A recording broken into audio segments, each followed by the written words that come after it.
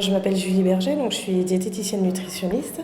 Aujourd'hui, je vais animer un atelier autour de l'alimentation pour apprendre à manger quand on a un eczéma.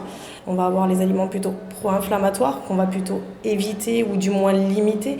Donc ça va passer principalement par les sucres raffinés, donc tout ce qui est biscuits, les viennoiseries, tous les aliments qui sont plutôt riches en sucre. On va aussi faire attention à notre index glycémique, c'est-à-dire que pour un même aliment, l'apport en glucides va être différent par exemple sur un riz complet et sur un riz blanc. On aura plus tendance à aller sur des aliments qui sont non raffinés pour avoir un index glycémique meilleur. On va aussi travailler sur les huiles, donc qui sont très importantes, les apports en oméga. On va favoriser principalement les oméga 3 qui auront une vraie propriété anti-inflammatoire. Donc on a parlé de nos sucres, on a parlé de nos graisses. On va aussi être vigilant sur l'alimentation acido-basique. Plus l'alimentation est acide, plus on aura un effet pro-inflammatoire. Ensuite, on va favoriser les aliments qui sont anti-inflammatoires.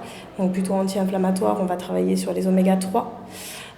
On va travailler aussi avec tous les antioxydants. Donc là, on a un grand panel d'antioxydants qu'on va retrouver avec la vitamine C, la vitamine E aussi principalement, le sélénium, le zinc et les caroténoïdes et les polyphénols.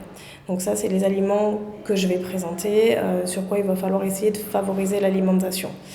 En dehors de l'alimentation pure, on va aussi, alors ça c'est un nouvel axe qui est travaillé et développé par les chercheurs, c'est le microbiote.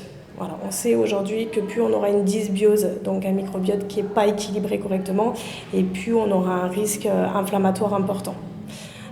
Dernière chose qu'on va aussi travailler, ça va être d'avoir une dépense énergétique.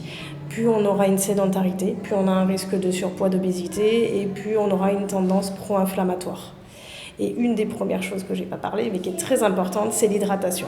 Dans l'eczéma, on parle d'une peau qui est sèche, donc on a beaucoup de crème qu'on peut rajouter sur notre peau pour l'hydrater, mais avant tout, la principale source d'hydratation, c'est par l'eau. Donc du coup, c'est de bien penser à s'hydrater en buvant de l'eau régulièrement. Et l'eau est la seule boisson indispensable pour notre santé. Donc rien n'est interdit, c'est juste une question de quantité. Voilà, donc manger de tout, contrôler, savoir ce qu'on met dans notre assiette. Puis on aura une assiette colorée et puis elle sera riche en antioxydants et propriétés anti-inflammatoires. Et voilà.